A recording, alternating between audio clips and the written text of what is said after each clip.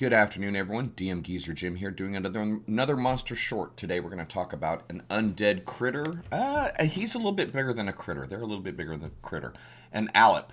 Okay, an Allip is a undead incorporeal creature, basically a mortal that sought out some deep, dark secret, some ancient cursed knowledge, whether it's of a fiendish sort, an abyssal sort, aberrational, some sort of deep, dark evil.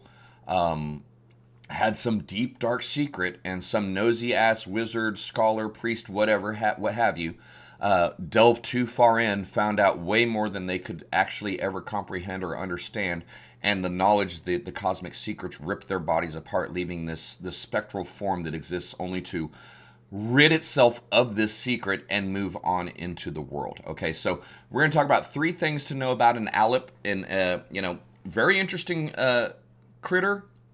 Pretty potent in combat, but has such a great potential to be a story-driving creature. So that's what we're going to look at. Number one, when we're looking at an Allip, the first thing to keep in mind is it is a story-driving creature. An Allip only exists because it knows something it wasn't supposed to know. It's been exposed to forbidden knowledge. It's been exposed to cursed knowledge, and its physical form was ripped apart by the power of that, leaving this specter that carries this deep, dark secret. And it knows the only way it can cease to exist as an undead, to move on into the afterlife, to move on with peace, is to get rid of this secret, get rid of this information that it knows. So the entire existence of an Allip, is very much a story-driven existence. Dungeon masters, referees, whatever, keep that in mind. If you decide to use this sucker, don't use it as a throwaway encounter filler. I really recommend that you use an Allip because of its description, because of why it exists. You can use this to move your stories forward. You can use this as an allusion to something bigger going on. You can use an Allip to provide a MacGuffin for your party to go to. So the first thing that you want to know about an Allip is it is more suitable for a story-driven encounter, more suitable for a set piece, a plot-driving encounter than it's going to be for just a rando need a monster, drop it in. Okay, it can fill that in for the second, but it feels like such a waste of a really good writing, a really good development for a creature. So first thing about an Allip. Focus on using it to drive your story. Use it to drive your plot.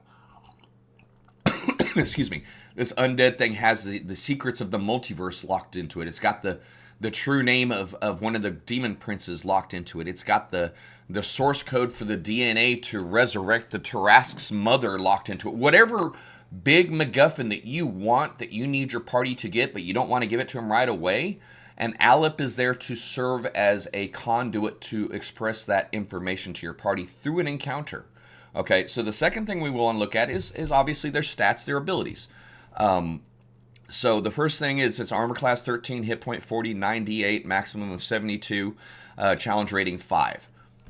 Decent. Soft armor class, but it's a very durable monster based on its resistances. It's got a 40-foot flying speed, hover. It doesn't fly up in the air. It hovers along the ground, so it's not impeded by difficult terrain, things like that. It's an incorporeal movement. It can move through other creatures and objects as if they were difficult terrain. If it ends their movement within a object, it takes 1d10 force damage. Unlike other undead, it's not forced out, so you can hide this sucker inside a wall as long as it's got the hit points to do it, if you need to, okay? Doesn't require air, food, drink, or sleep. So let's get into its tough, I said it's a tough creature, and you're like, armor class 13, 40 hit point? That ain't tough.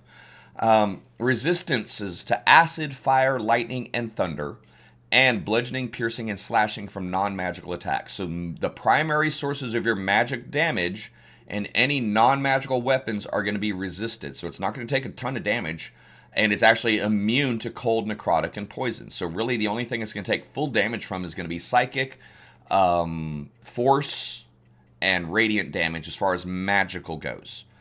So it's a durable monster in regards to its immunities and resistances. Furthermore, it's immune to being charmed, exhausted, frightened, grappled, paralyzed, petrified, poisoned, prone, or restrained. So it's gonna. You can't restrain a ghost. You can't restrain smoke, man. That's what you're dealing with here. An incorporeal undead composed of the secrets of the multiverse, right? Dark vision out to 60 foot, passive perception of 15, perception plus 5, stealth plus 6. So it's a pretty sneaky, pretty hidey monster. Furthermore, it's got a pretty good chance of detecting your party before they detect it. Based on its stats, based on the information, it's an ideal ambush critter. So actions. Not a whole lot going on here. It's not a dense block, which is fine because that gives us more time to focus on how to use a sucker, right? Maddening Touch, melee spell attack, plus 6 to hit, reach of 5 foot, 1 target for 4d6 plus 3 psychic. Challenge rating 5, that's a respectable hit, okay? An average of 17, 4 hits on a level 5 person with the average of 17 is likely going to be enough to kill them. That's including your heavier hit points. So its Maddening Touch has got some oomph to it. A plus 6 to hit's a little bit light, so it's not going to land a lot of those attacks. But if it does touch you, it's going to hurt. Now, this is where it gets important, or interesting and important. The second main ability is a Howling Babble. Okay, it's a recharge ability. You get to use it once. You roll your d6. If you roll a 6, you get to use it again next round. Now, each creature within 30 feet of the Allip that can hear it must make a DC 14 Wisdom savings throw. On a failed save, a target takes 2d8 plus 3 psychic damage, average of 12, and it is stunned until the end of its next turn. On a successful save, it takes half as much damage and isn't stunned. Constructs and undead are immune to this effect. Stun simply means you are incapacitated, can't move, and can only speak falteringly. You automatically fail strength and dexterity saving throws, and attacks against you have advantage. Okay. This is a panic button. You push this, you stun half the group, you escape. They can't do anything about it. They can't act. They can't, you're not necessarily trying to kill them.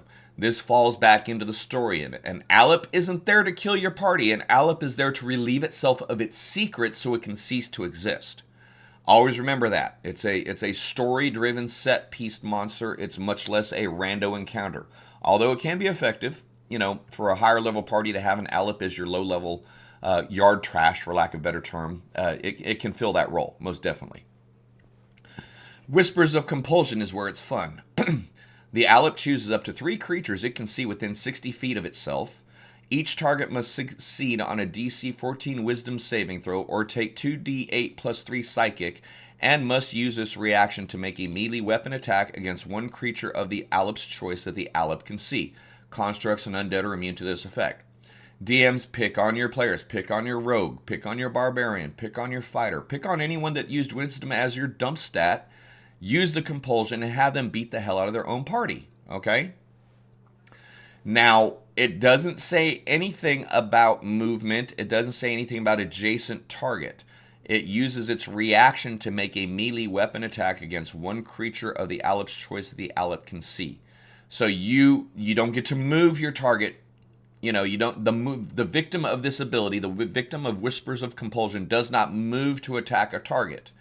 You have to be smart about using the Whisper of Compulsion on a target that's adjacent to a player, so when they fail to save, you have that reaction hit. Plus side is you're eating reactions with this ability. No silvery barbs, no shields, no opportunity attacks, so no counter spells. So if you can land Whispers of Compulsion on the correct people, you're also limiting their use of their reactions. They're losing some of those abilities, okay? So, which is going to lead us to number 3, okay? How to use this sucker in combat. Where, we already determined, number 1, it's a story driver, okay? It should be a story. Let me rephrase that. It has the potential to be a really strong story driver. Number 2, we've gone over its abilities. Nothing here is very deadly. Nothing here is very dangerous, but it's an extremely resilient creature. So if it's bound to the world with number 1 because of the story of its secret. Number 2, we know its stats are there to disrupt a party and to last through combat. It's resilient, but it's not dangerous. It's not deadly. Number 3, it could be with enough failed saves, obviously. Which leads us to number 3. Where and how are we using this? This is the guy that's guarding the hidden amulet.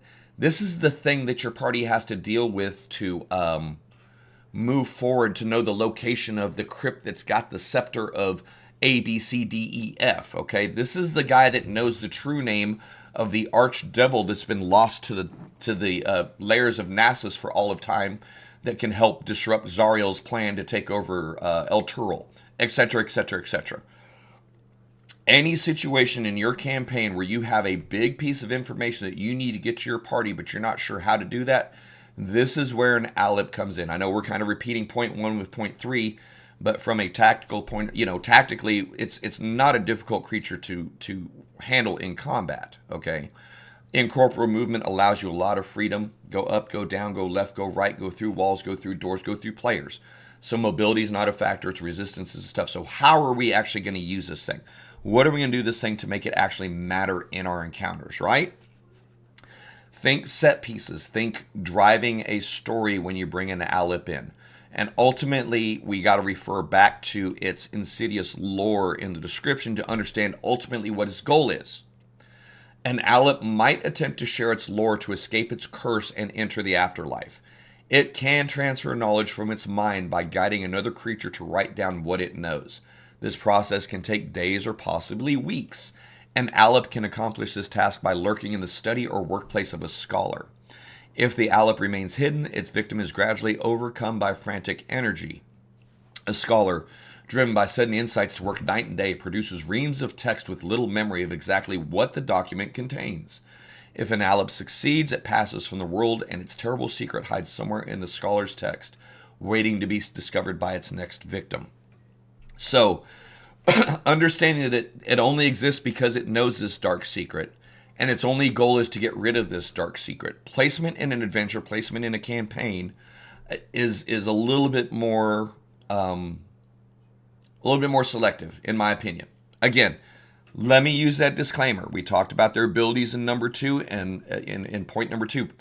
It's a disruptive force in combat. It can be used just to mess with your party as a rando encounter, as a haunting encounter. There's no doubt about it. But it's got so much more potential if you're able to tap into its existence as a holder of a forbidden secret and use it as a method to tell your story in your campaign, in your adventure. So rather than this being something that your players fight, maybe this is something that recurs to them. The scary presence of it forces your party into initially going into combat until it retreats. Eventually, to really lay into its cosmic secret facet, you've got to get to the point where the party can actually communicate with this thing, get it to the point where it can divulge its secret to a scholar, whether that scholar is a player or a non-player character, completely up to you as a DM. But I think the Allip stands pretty unique in the realm of the undead, especially the lower ones. I mean, vampires and fucking liches, the big bads of them, they are what they are. But the lowly little Allip can be such a huge story driver. Maybe you don't look at it as a constant antagonist. Maybe this is your guide for your players. Maybe this is the thing that you use as the recurring NPC instead of, the holy paladin Zank showing up to tell them where they need to go. They've got to deal with the maddening influence of an Allip to find out where they need to go. But yeah. Okay, guys. Really cool creature. A lot of potential. Above all else, if you don't get anything out of this video more than this, understand that the Allip is a tremendous storytelling device that's sitting in our lap that we can deliver so much great exposition, so many great plots, so many great things through, and still maintain a creepy, mysterious thing. It still provides the opportunity for your party to feel like they're dealing with the devil. They're walking along that gray line in order to get the information to save the world. Yeah. Okay, so 3 things. Number 1 and number 3 are pretty similar, if I'm being honest with you. Number 1, the Allip only exists because it knows a secret. Number 2, its combat abilities are disruptive. They're not necessarily dangerous, but it is a very resilient monster. Above all else, number 3, this creature only exists because it needs to get rid of this secret. Use the potential for this creature's creation and its presence in your campaign to deliver secrets to your party through a drip feed process. Maybe they have to protect the scholar. Maybe one of them's the scholar and they have to protect the Allip. So many wonderful story play opportunities develop if you pivot from looking at this like as this is just a monster that my players got to kill, and realize that this is a monster that we can tell an amazing story with, that we can engage and really draw out our plots and drip feed what we need to through our party and make it feel earned. Okay? But hey, that's really it. just wanted to spend a few minutes talking about an Allip, a pretty creepy, crawly, a pretty cool critter, undead, incorporeal beast. Lots of story potential in there. Lots of fun stuff that you can do to enhance your campaigns, plots, and stories. And it's not a bad combatant. So for higher level groups, feel free to drop a couple of these into that old haunted library just to harass your party. For low level, mid level tier, use this son of a bitch to drive your story, man. This is that Casper the friendly ghost that isn't Casper, isn't friendly, and isn't a ghost, but can still provide a lot of that same stuff for you guys. But hey, thank you for joining me for this video. I hope you learned something, hope you enjoyed it, and hope you can find some place for the our lovely brother, the Allip, to live in your campaigns. It's not a Specter, dude. If you just need a Specter, use a Specter. Use the Allip to tell your stories. Use the Allip to add some depth to your world. Thank you for your time. Would love to hear back from you in the comments. Likes, follows, subscribes are always appreciated. Let me know if there's something you want to talk about. Let me know if there's a monster you want me to discuss. And feel free to join us over on my Twitch channel. Would love to have your support over on Patreon. But thank you for your time. Appreciate you. We'll see you soon.